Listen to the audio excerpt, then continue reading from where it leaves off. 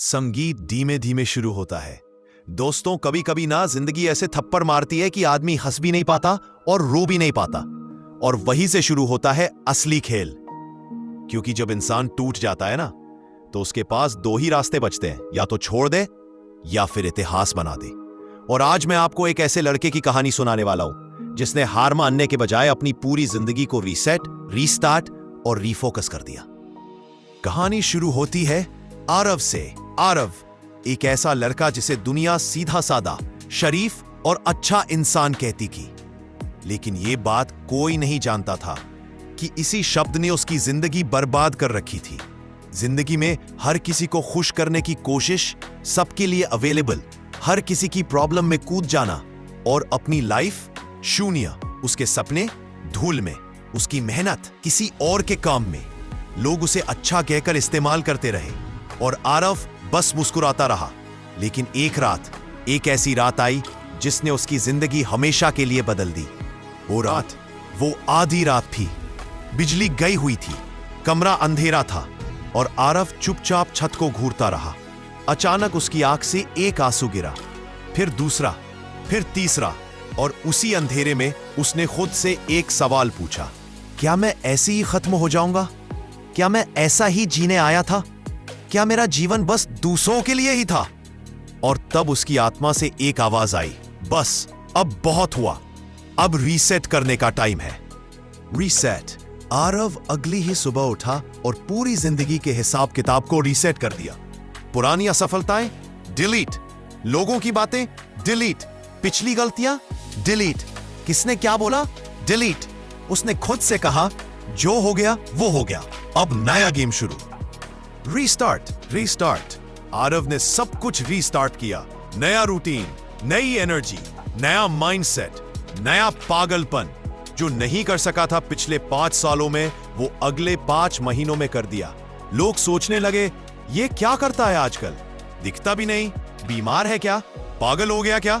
और आरव मुस्कुराता, क्योंकि उसे पता था कि जब दुनिया तुम्हें पागल समझने लगे, बस यहीं से सफर शुरू होता है।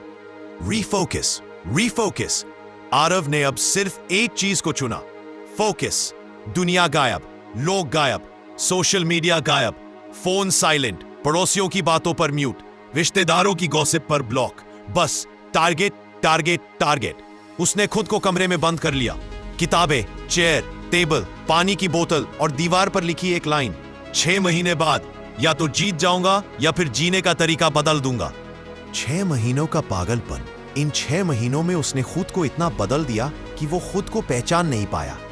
सुबह 4 बजे उठना, घंटों पढ़ना, घंटों मेहनत, दिन में थक कर गिर जाना, फिर उठकर फिर लड़ना। ना कपड़ों की चिंता, ना लोगों की राय, ना रिश्तेदारों की मीठी बातें, ना पड़ोसियों की टेढ़ी नजरें। लोग कहते, अरे ये तो पागल हो गया है, ना बाल कटाता है, ना घूमता है, ये पढ़ रहा है या पागलपन कर रहा है? और आरव मन ही मन हंसता, सही पकड़े हैं। परिणाम, जिसे देख दुनिया दंग रह गई।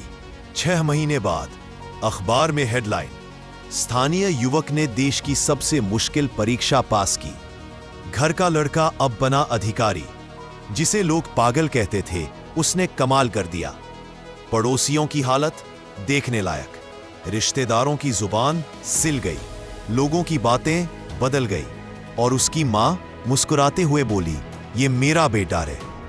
संदेश जो आरव छोड़ गया, जब लोग उससे पूछने लगे कैसे किया, तो आरव ने सिर्फ 3 शब्द बोले, रीसेट, रीस्टार्ट, रीफोकस। फिर बोला, सफलता समझदारों को नहीं मिलती, पागलों को मिलती है, जो दुनिया से नहीं खुद से लड़ते हैं। अंत में तुम्हारी जिंदगी भी बदल सकती है। बस 6 महीने का पागलपन चाहिए, 6 महीने का रीसेट चाहिए, 6 महीने का रीफोकस चाहिए। अगर तुम अपने सपनों के लिए नहीं पागल बने, तो दुनिया तुम्हें पागल बना देगी। इसलिए पागल बनो, गायब हो जाओ, खुद को रीसेट करो, अपने सफर को रीस्टार्ट करो और एक ही चीज पर फोकस करो, अपने सपने। क्योंकि इतिहास सामान्य लोग नहीं लिखते, इतिहास लिखते हैं पागल लोग। जय हिंद, वंदे मातरम।